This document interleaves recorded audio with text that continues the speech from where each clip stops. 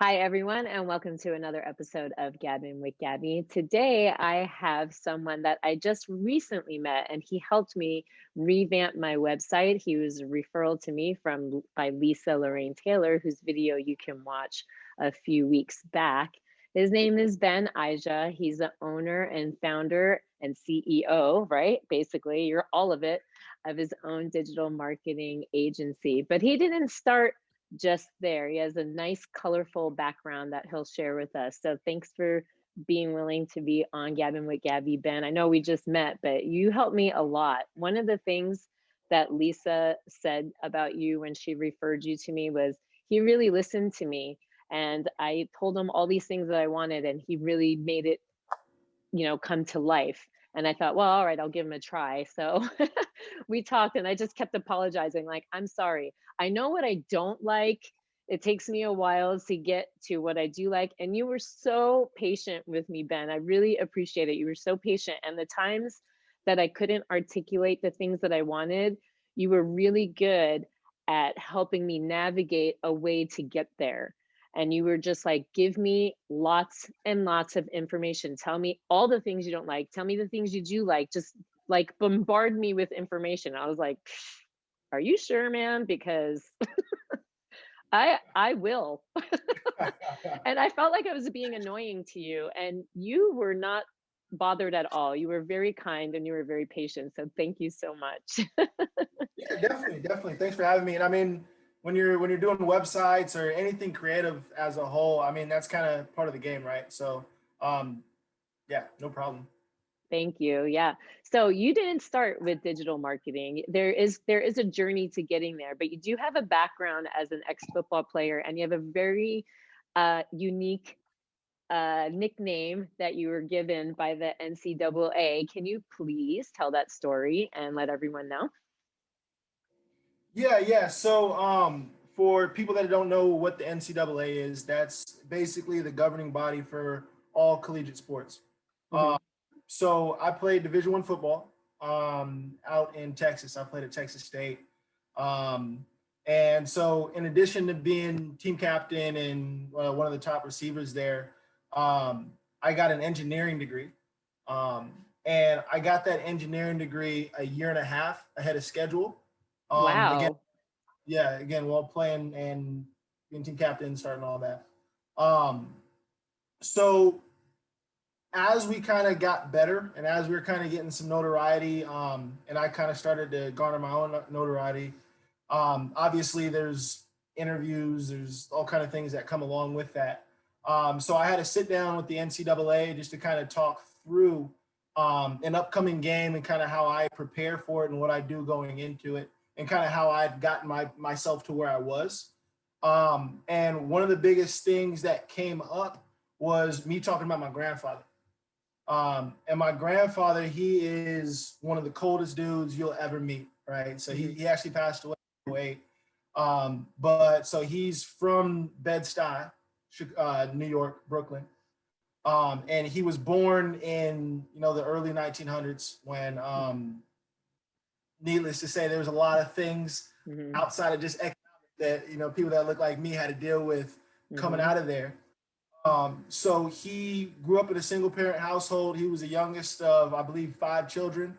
And he grew up, made it through there. He actually, I mean, he's got stories of getting stabbed in seventh grade Oh my for his gosh. jacket up. And he would go work at a bakery and actually like bake bagels. So he would wake up and get to the bakery at like 4 a.m. in middle school, right? Just to help pay for Hmm. the bill. He actually served in 2 wars, but the most interesting thing about him is he taught himself to speak Italian fluently. He was a classically trained tenor, so he actually sang opera. He was a Wow. Golden Gloves, and then he actually became a plastic surgeon. Um, Your so I grandpa was kind is the of talking coolest through, person. yeah, It's amazing. um, But I look, I'm yeah, yeah, Italian and my parents spoke Italian and I am not fluent in Italian. So kudos to him. That's yeah. amazing. He was the man. I mean, he was the man. So he definitely gave myself, my brother, honestly, every man in my family, kind of that bar. Um, Hmm. through a lot of the stuff that I was doing at the time. So, for instance, Arts One. I haven't shown you any of my art, but I'm decent. I taught myself Spanish, learned a little bit of Portuguese because Brazil's on the bucket list. There's obviously the engineering degree. And like I said, I got a year and a half ahead of schedule. In addition to that, I was the vice president of the Society of Manufacturing Engineers on campus. So I did a lot outside of playing football, right? I didn't take the easy way out, and I was always challenging myself to learn new skills. So that's kind of where that Renaissance Man nickname came from. But again, just to kind of pay homage to my grandfather, if you look at it, a lot of what they actually said in that article was actually kind of comparing me to my grandfather. So like to me, that's a great kind of juxtaposition. Like I'm proud to at least be compared, even if it's however many years down the line. But I just think that's cool. And it's cool for him too, right? For him to have been passed away at that point in time, almost about 10 years. Like I said, he passed away in 2008. And that article was written around 2014. So for him to be able to have his story live on past his actual lifetime, I think that is pretty cool. Yeah, what a great honor too, right? For you to feel like you've looked up to him your whole life, and then here you're being compared to someone that you've admired your whole life, and that you thought, oh man, this guy, he set this bar up here, this guy is the man. And then hey, well, you're just like him. But that was an inspiration for you to be that way. That was your drive. You wanted to emulate that same kind of characteristics, and you have. Yeah, That's a I've had some great role models, and I really appreciate that being the case too. So I mean, even my younger brother, he's the #1 decathlete in the country. So he'll be Olympics coming up. He would have already been in the Olympics, but it got postponed, right, because of COVID. Sure. He'll be in Tokyo this upcoming July/August. How many siblings do you have? I've got 3. So I'm the oldest. I've got 2 brothers and then a sister. One sister. You're the oldest? Yeah. Yeah. Wow. All right. I'm a baby. 3 girls, all crazy in the house.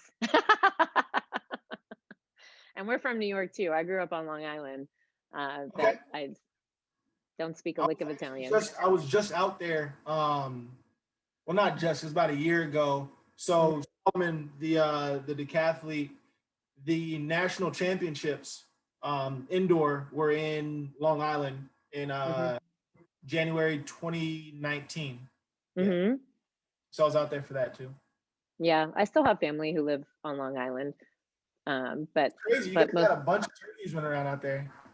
A bunch of what? Turkeys. Yeah, in Long Island. Well, where in Long Island were you? I don't know. Wherever like the big sports complex is, because it was an indoor track meet. But there was like everywhere. Oh, really? You know what? I won't know because I haven't been there since I was 16. So I know Massapequa, where I grew up. Then I lived in West Ferry for a little bit. And then my cousins live in Hampton Bays, and I haven't been, I'm not that I don't like New York, but that's not, I would rather live here in California, right? Yeah, for sure. Yeah. So you have a specific routine, that you do every day, and you get up at a specific hour, like a real specific time. You wrote that out on the thing that I sent you. It's 3:33 a.m. What is the significance of that time?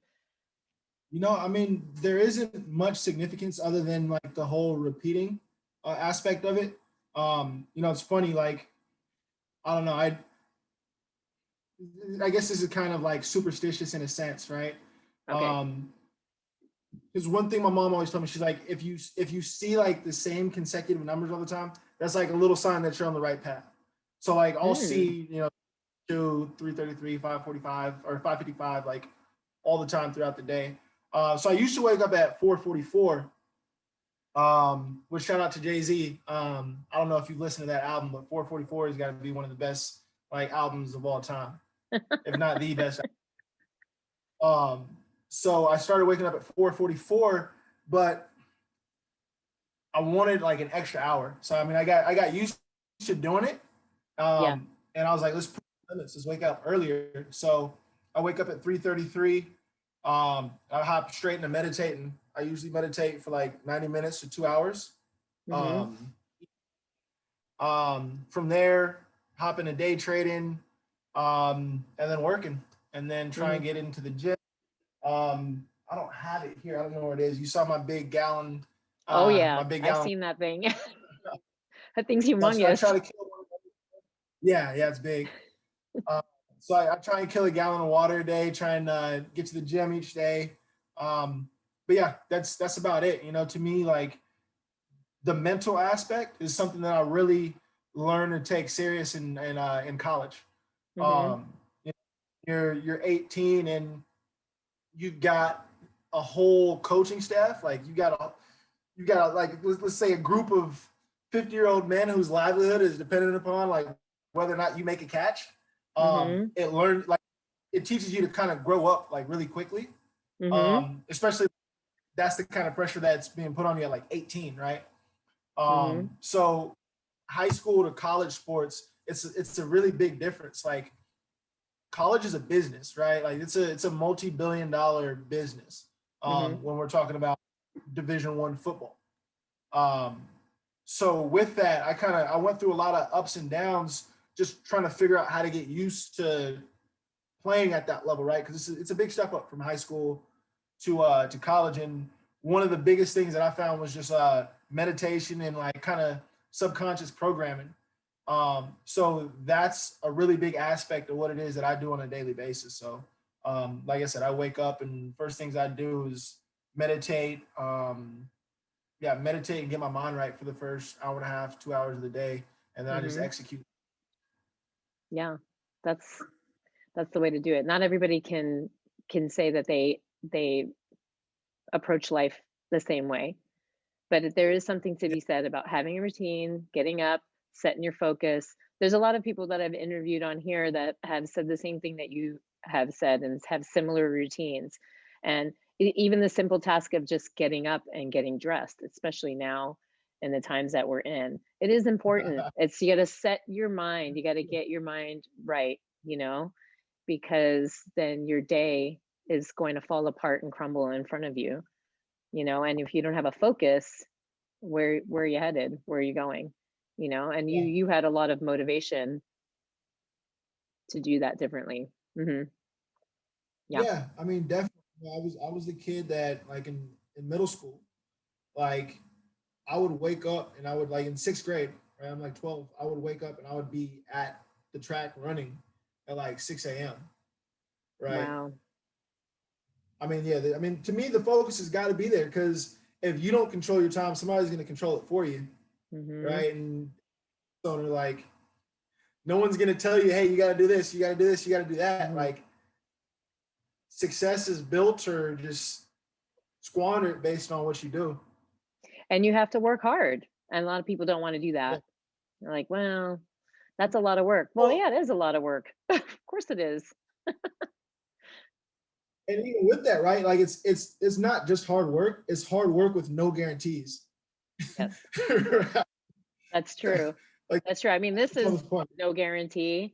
I was thinking about that actually. That's funny you say that. I was just thinking about that yesterday. I was thinking about how much effort I put into all the things that I do. My live online classes, I do 6 days a week. So I'm doing social media and I'm posting and I'm in my group with my people, and then I'm doing this where I have to edit and I'm posting in social media, and there's no monetary value to what I'm doing. I'm just hoping one day that it will grow. Right now, I'm literally just feeding my soul. It just is what makes me happy. you know, I'm thankful that I'm in a situation with a husband that still has a job. So I'm thankful for that. And I'm also hoping and working hard to create something that would grow and will become something bigger than what it is now, right? But I'm putting a lot of effort with no guarantee, and Yeah. I figured, well, go ahead. When you're at the stage and I think I heard you kind of allude to this. Like when you're in that stage, you gotta kind of set like metrics and goals that aren't dependent upon somebody else, right? Like I'm gonna Mm-hmm. put this amount of time into my business. I'm gonna make these many posts, right? Like I'm gonna Mm-hmm. have this many episodes, right? Like 'cause from the outset, like you can't like you're still figuring out the system, right? Like you Mm-hmm. gotta have a system first to kind of whether it be to create clients, whether it be to create like a following, whether it be to monetize your YouTube. Like really, what you got to do is create a system first. Mm-hmm. And a lot of people that aren't kind of fit for this entrepreneurship game, like they think that just because I work hard, I'm Mm-hmm. successful, or just because I work hard, somebody's gonna recognize it. And it's Right. like, no, like it's so much deeper than that, right? It is. Like It's a lot. good, a good idea, hard work, like those are all like necessary, Yes, but that's just the beginning. it is. And I've watched so many videos on how to, right? And I said, I'm just going to start with one a week. And every week I'm going to learn something new. I'm going to learn how to do it better, but I'm going to stay consistent and do it every week. I have a goal of how many interviews I want to do each week, which I'm already exceeding, which is great. I want to meet the goal, but I don't have any problem exceeding the goal as well, So yeah, you have to have a plan, right? You can't just be like, Yeah, I'm going to do this and I hope that it works, and or I know it's going to work, or it has to work, or whatever. It's like I have a goal, and these are the steps I'm going to take, and for me I have to kind of narrow it down a little bit because there's a big picture and I just get overwhelmed, as with my website, right? This just gets it's too much, we took one you took one page at a time, one little section at a time, and that's just kind of how I have to approach things in life, and it's good to have a plan. Otherwise you're going to be out there floundering.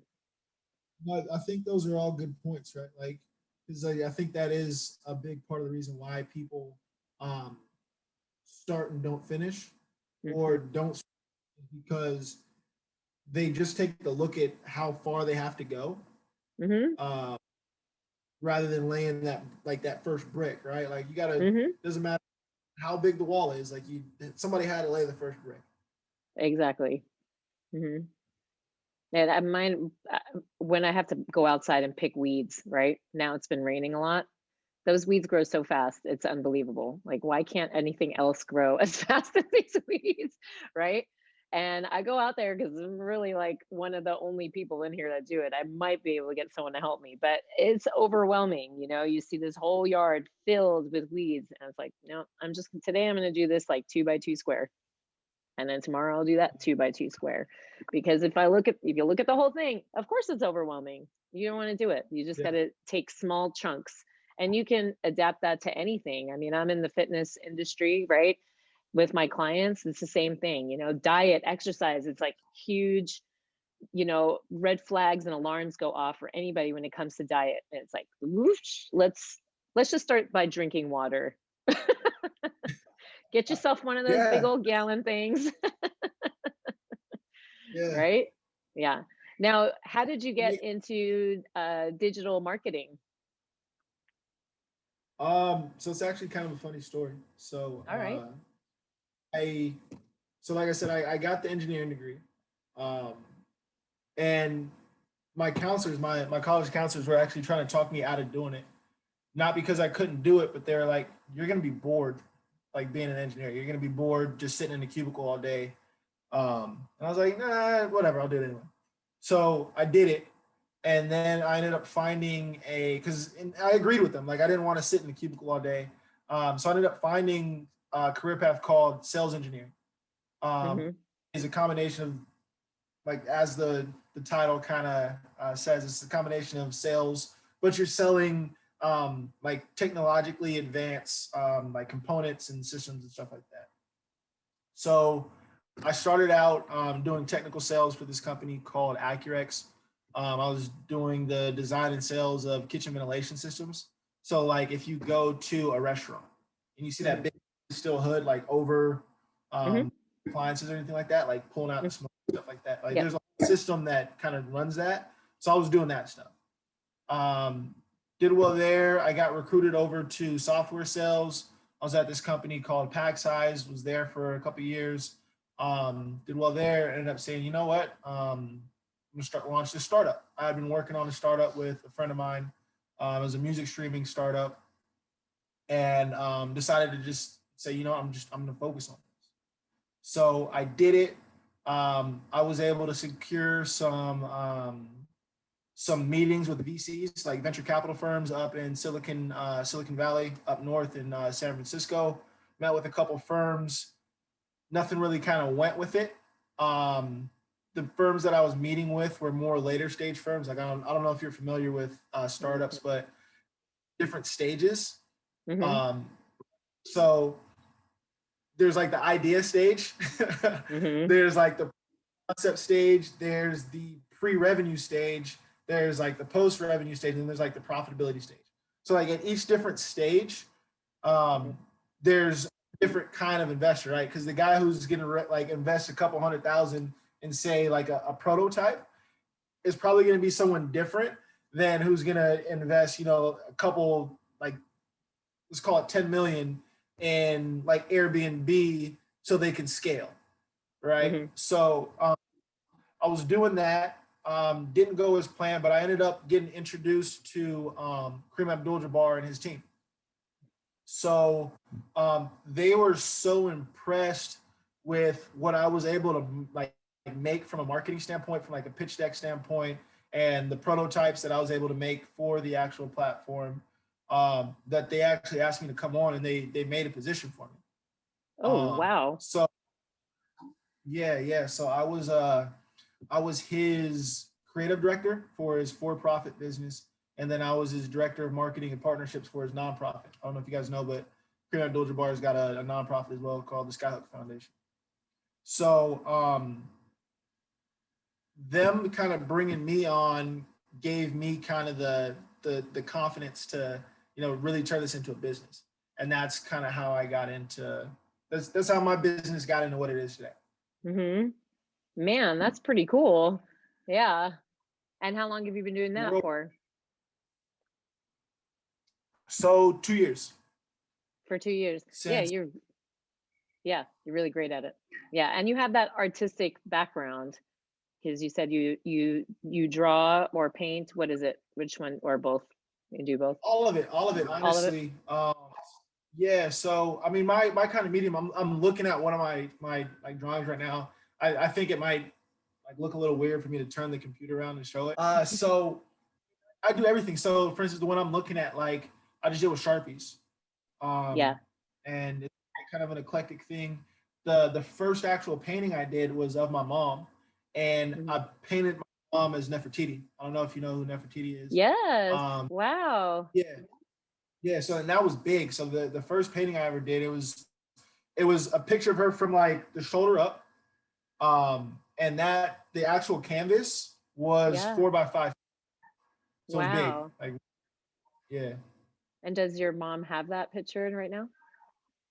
Yeah. They Yeah, yeah. she's hanging up in her home. And then I've got a background in graphic design. I've been playing around with Photoshop since I was in middle school. You know what I mean? So Okay. Yeah. yeah, So it came naturally to you. And has yeah. COVID affected your business at all? Made it You know better? what? Made it Not worse? well. I'll say this: demand has definitely gone up post COVID, just because of people getting let go, right? So Mm-hmm. people are starting to kind of take their entrepreneurial endeavors a little bit more seriously. Mm-hmm. So I've benefited from that, but as a whole, I mean, I was already working from home, right? Everything that I did Mm-hmm. was remote. I'm not able to meet with clients as much, but for the most part, it's kind of stayed the same. Yeah, this works though, when on Zoom or FaceTime, right? To meet with your clients to kind of get, because you can share a screen. And so, yeah, thank goodness it happened during like this not thank goodness it happened. I shouldn't say that, but what I mean to say is I'm glad that we have advanced technology so we can take advantage of it during this time. We'll word it that way. I'm not glad that the COVID happened. Okay. So you do some options trading, which is a big hot topic right now. And today you were having a Yeah. crazy day because of the hot topic that's going on right now. So let's talk a little bit about that. We started talking about it earlier, but I really want to get into that now. But well, first of all, options trading. Some people don't know what that is. So could you explain a little bit of what that is? Yeah, I mean, I'll try and break it down to like as simple Bare of an bones. explanation. Hmm. Yeah. All right. So I mean, most people understand what like buying stocks are, right? So like Hmm. you open up an account, whether it be through like E-Trade or like Robinhood, which I'll touch on in a second, or one of these other platforms, and you just buy stock, right? And you buy a stock in a company that you think is going to appreciate, meaning gain value over time. So that $10, $100 you put in today is going to be worth more in the future. Now, options trading is a little bit different and it's a lot riskier. So, Hmm. what options is you're buying a contract basically. Hmm. So, a contract to be able to buy a stock or sell a stock at a certain price in a certain duration of time. So I'll make it really simple, right? So like let's say, and this Apple's not at $100. I'm just gonna make it simple. But like let's say Apple is at $100 right now, Hmm. and I think that Apple's gonna be worth $250 in 2 years. So what I can do is say that I'm gonna buy an option, which is called a call, which I'm gonna buy a call option, which is gonna allow me to buy Apple stock at $150 anytime between now and 2 years from now. So two Despite things it happen. going up. Exactly. Hmm. Exactly. So I'm going to pay X amount for that contract. Now, what's going to happen is, let's say Apple hits $250. Hmm. I've got the option to buy Apple stock at 150, and now that means I can buy that stock and then sell it. So I can buy it for Hmm. 150, sell it for 250 immediately. Hmm. Or I can sell the contract itself. Let's say I don't feel like buying $100, or let's say I don't feel like buying all of that Apple stock. I've got the option to now sell that contract to somebody else because the contract itself, just the ability to do that, has increased Hmm. in value. So I can Hmm. contract it. So that's how it works in a nutshell. Okay. And that's what you been doing that for a long time? Not a crazy long time, honestly. I've been doing options for like a couple months now. I mean, I've been doing Hmm. like stock trading for a lot longer. But I've been Hmm. doing options for like, yeah. Okay. And you're getting Mhm. into the time now where all this stuff is going on with big giant hedge fund companies, and GameStop is one of the little guys, right? And you were saying today, go ahead and talk about what happened today and how you feel like this is going to go down in Well, I mean, it definitely will, right? So my uncle is he's a money manager, history. stockbroker. For instance, I was talking to him yesterday. He's like, I've been in this industry for over 30 years. I've never seen anything like this. Hmm. And meant by that is this, right? So, historically, institutional investors, which are like huge hedge fund managers, right? They've got billions of dollars under management. Um, what they've been able to do is basically just kind of buy and sell stocks and kind of influence things, right? Because if you've got Hmm. the buying power, you do that. Now, historically, they've viewed retail investors, which is like the everyday investor, they've kind of viewed them as dumb money. I don't know if you've heard that term before, but dumb money, Only about right? 5 minutes ago when you told me. So yeah, so they refer to retail investors as dumb money, right? Which Mhm. is basically you don't know what you're doing. You're kind of just following us around. We dictate the market, and that's been true up until the end of last year.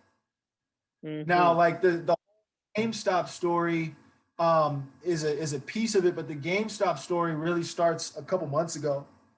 Um, so Wall Street bets, and it's funny, kind of like watching Bloomberg and watching these different platforms try to like describe what it is, because a lot of them really don't know, right? And it'd be like asking your grandmother to explain Instagram to somebody. It's like Okay.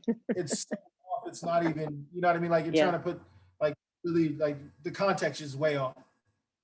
So, but basically what we have happen is this. So I'm sure, have you ever seen the movie The Big Short? Yes. Okay. Perfect example. So that's a big hedge fund that was shorting the real estate industry. Yes. So what that means is you're borrowing a stock, right? Like just make it simple. You're borrowing a stock and you got to pay interest on it, but you're borrowing it because you think that stock's going to go down. And so basically, if you can take it at one price and somebody will buy it at a lower price, you basically get the margin, right? Like, right. Does that make sense? Like if somebody will give it to you at $1, you sell it for 90 cents and you get to keep the margin. You get to keep the margin. And that's what has been working. But people realize that, right? The retail investors realize that. And then so, and I'll put it in two different contexts, right? So I will say this, like GameStop, people are and were interested in it because of the future potential of the business model and the relationship we have from a business standpoint. So it wasn't purely like, oh, we're just gonna just pile on and like forget these Wall Street guys and this and that. But this was a company that they believed in and also had the opportunity to kind of stick it to the man in doing it. So what is this? When you have a company that's shorted and the stock goes up, now you're losing money. Does that make sense? Like, so you're losing money, and if it just keeps going up, you're like, shit, I gotta buy this stock to like recoup like what I'm gonna lose on the short. So that's what a short squeeze is. You're making the people that are shorting the stock lose so much money now that they have to buy the stock, and that just makes the stock increase in value. So that's just been happening incrementally. And it's kind of hit the head yesterday. So what happened today is this, and this is why it's going to go down in history, because nothing like this has ever happened. The platforms shut down. Certain platforms wouldn't even let you buy the stock. Yeah, that's which I don't even know, how is that legal anyway? Can you do stuff like that? It can't be legal. Well, I mean, we'll see how it pans out, because the loophole is this. All of these tech companies, right? Like you got an iPhone. Did you read through all the terms and conditions? No one ever does.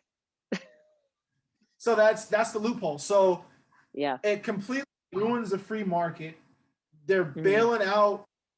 And this is the thing, right? Because the platforms themselves, I was actually watching Bloomberg today, and the founder of Interactive Brokers, which is a platform where you can like buy stock, he said straight up, we shut it down because if we didn't, the stock price would go up into infinity. Which basically, and that's the thing, like they never thought that the retail investor would be smart enough to figure this stuff out, and they did, and now they're out with their pants down.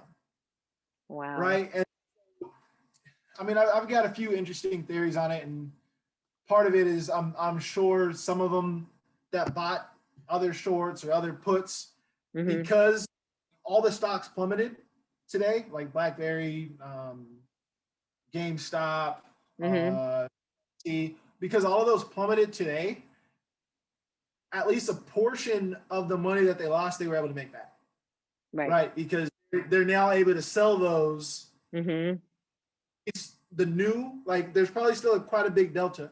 I think it was like Monday or Tuesday, and the stock went up since then. But by like Monday or Tuesday of this week, hedge funds had already lost $91 billion, like billion so with much a B. money. Yeah. And that was just on GameStop, right? Like there's other stocks that were off. So it's really interesting, right? And that's why I say it's going to go down in history, because you've got platforms admitting openly, though they do it with kind of a they do it in a slick way, the way they kind of word what they're doing in a way that like most probably wouldn't really understand what they're saying. Right. And if you wouldn't catch it. Yeah. And if you watch a lot of these financial shows like on Bloomberg or CNBC or like Yahoo, or something like that, you'll if ever they're asked, is this wrong? Like, are they protecting the big banks like over retail investors? I guarantee you will not get an actual definitive answer. No, I haven't heard you won't. I haven't heard anything close to a definitive answer. Yeah, they will not implicate themselves. They would never admit it. They would never admit it. Yeah. It's not even that though, because this is the media. The media isn't the, unless they've got something to like gain from it, right? But the media itself isn't implicating it. And they're saying, oh, people trying to hop on board. Nah. You know what I mean? Like if people are just on board, and then like the excuse they also try to give is, oh, we're trying to protect retail investors. If you were, right, then we would be shorting. Yes. Retail aren't shorting. Right. So if this keep going up, isn't that going to positively impact the people that have the stock? Well, and then, but they lose money. So, and that's what it all comes down to, the money.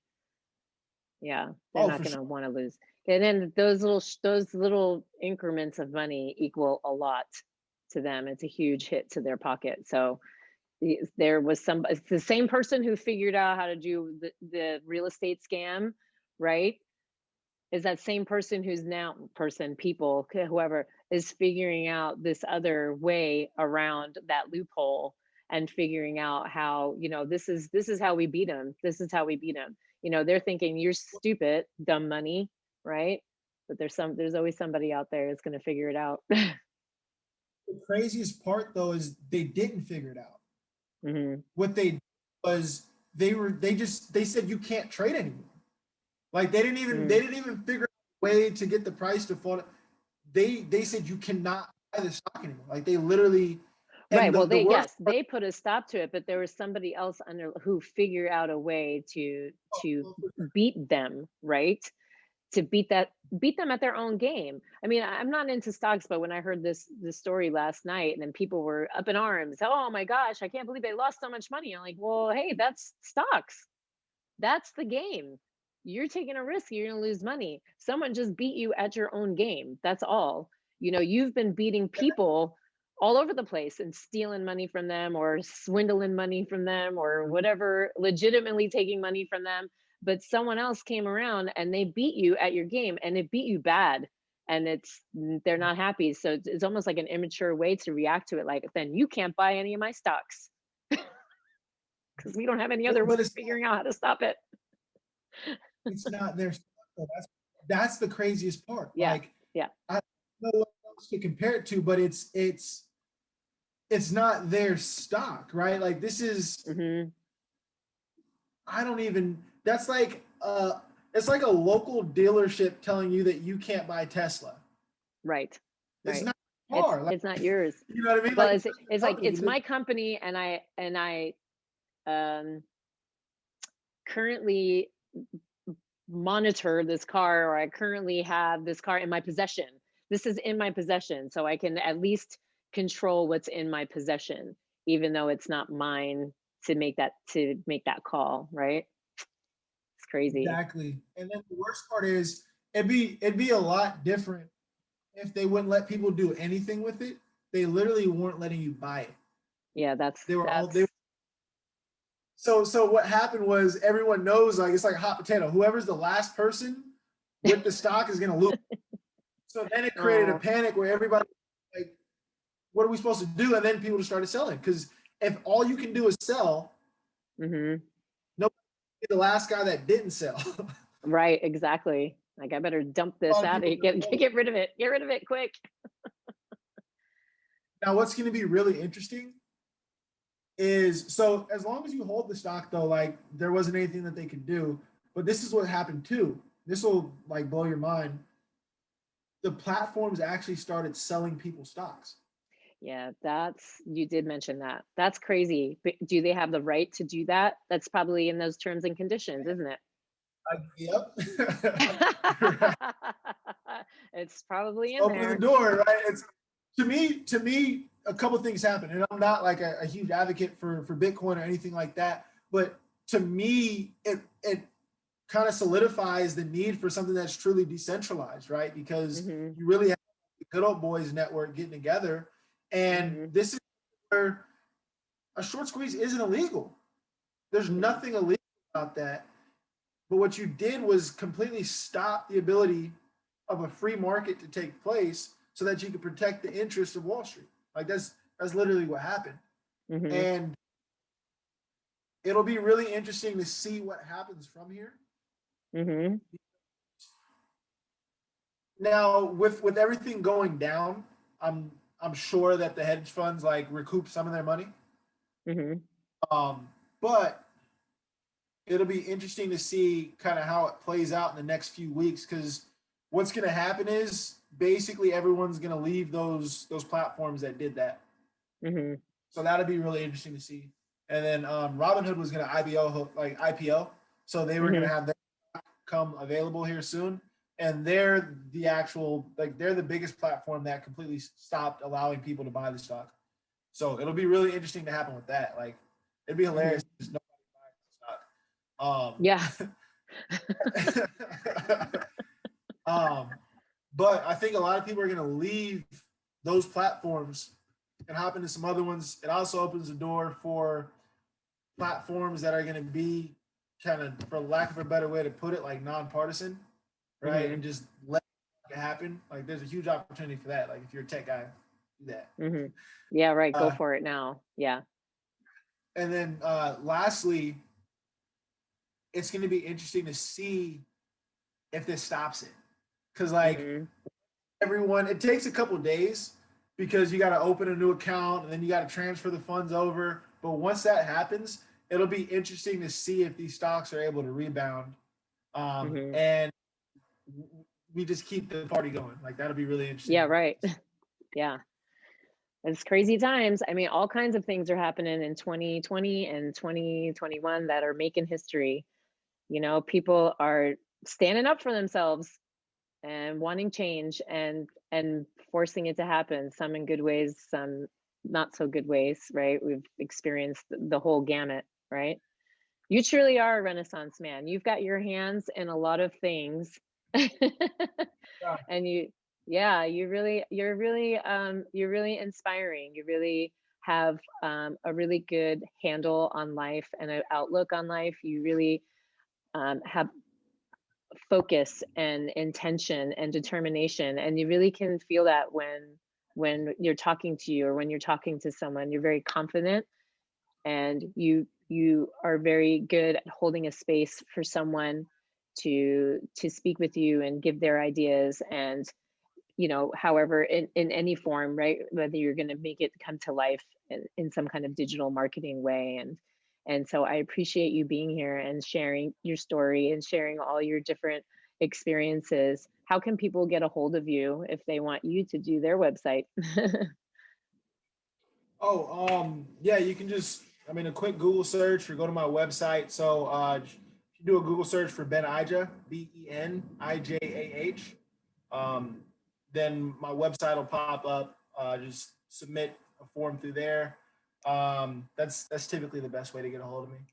Yeah, that's good. Okay, thank you. We'll also put that in the description below. We'll put a few links in the description below of some of the things that we talked about today. We'll put that all in there. Make sure you click on those links and check out Ben's stuff. You can even look at my website, Fitness by Gabby. He helped me redesign my website, and Lisa Taylor's website. So we'll put all those links in there so you can see all his different kind of work and all the good things that he's doing. So thank you again, Ben, for being on Gabbing with Gabby. I appreciate you being here, and we'll see you guys next time on Gabbing with Gabby. Bye.